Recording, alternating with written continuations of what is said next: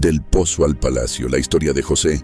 José era uno de los 12 hijos de Jacob y era claramente el favorito. Su padre lo amaba más que a sus hermanos porque había nacido en su vejez y era hijo de Raquel, su esposa amada.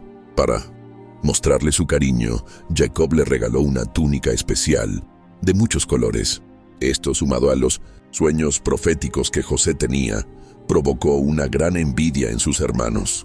José soñó que ataban manojos de trigo en el campo y que los manojos de sus hermanos se inclinaban ante el suyo. Luego soñó que el sol, la luna y 11 estrellas se inclinaban ante él.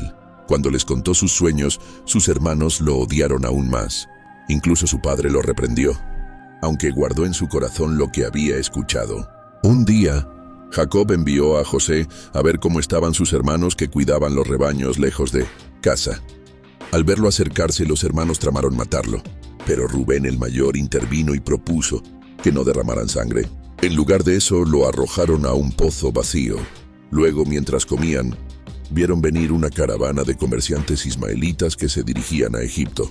Entonces Judá sugirió venderlo como esclavo, y así lo hicieron, por 20 piezas de plata. Tomaron su túnica, la mancharon con sangre de un animal y se la llevaron a su padre, haciéndole creer que una fiera había matado a José. Jacob lloró amargamente la supuesta muerte de su hijo. Mientras tanto, José fue llevado a Egipto y vendido a Potifar, un oficial del faraón. Allí, en tierra extranjera y como esclavo, José no se rebeló contra Dios. Por el contrario, trabajó con integridad y Dios estaba con él. Potifar notó que todo lo que José hacía prosperaba y lo puso como encargado de toda su casa. Pero la esposa de Potifar comenzó a desearlo. Día tras día lo acosaba, hasta que un día, al rechazarla una vez más, ella lo acusó falsamente de querer abusar de ella.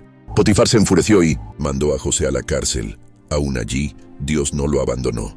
El jefe de la prisión puso a José a cargo de los demás presos. Tiempo después llegaron 2 siervos del faraón a la cárcel, el copero y el panadero.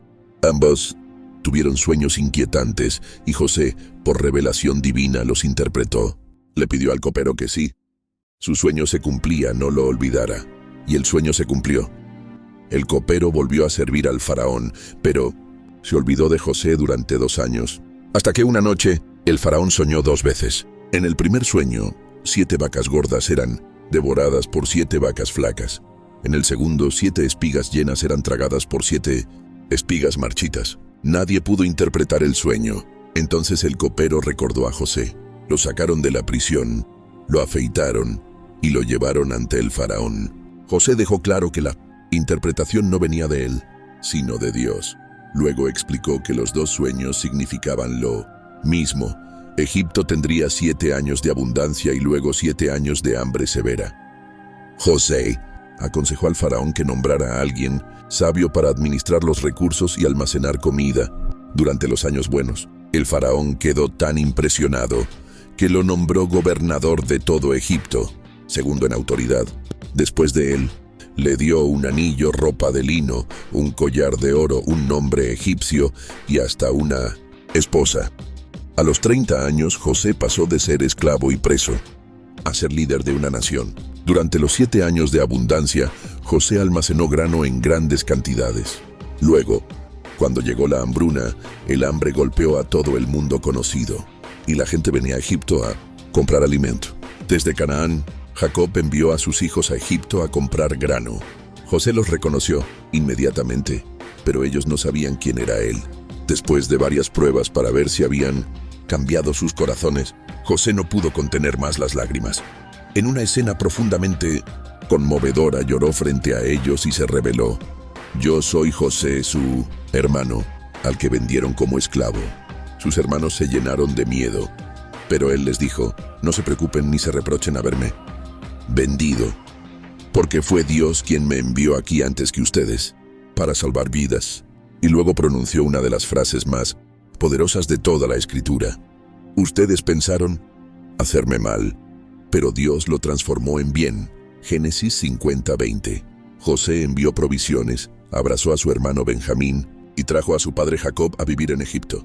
Allí vivieron en paz, protegidos durante los años difíciles. Jacob murió en paz, sabiendo que su hijo estaba vivo y había cumplido el propósito de Dios. José vivió muchos años más y antes de morir, pidió que cuando Dios sacara al pueblo de Egipto, llevaran sus huesos a la tierra prometida. Así terminó la vida de uno de los hombres más sabios, íntegros y fieles de toda la Biblia. La historia de José nos enseña que incluso en las peores traiciones, Dios tiene un plan, que en medio de la esclavitud, de la injusticia, del olvido y la prisión, Dios sigue obrando, que el proceso puede ser largo, pero el propósito es más grande. Y sobre todo, nos recuerda que lo que el enemigo quiere usar para destruirnos, Dios lo usará para levantarnos.